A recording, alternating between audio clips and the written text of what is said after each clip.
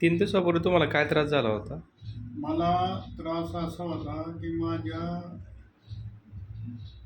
शुगरमुळे 350 ते अशा याच्याप्रमाणे मला इतका त्रास की चक्कर यायची,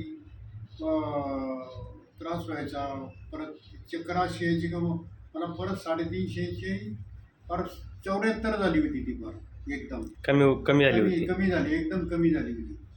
हो. त्याच्यानंतर हे विष्णू महाराजांचं जे औषध दिलं मला विठ्ठलनी आणि त्याच्यामध्ये त्या पावडरमुळे मी त्या माझ्या गोळ्या होत्या त्या गोळ्या बंद करून टाकल्या आणि ते मला इतका फरक पडला की माझी परत जी एनर्जी आहे ती मला एनर्जी आलेली.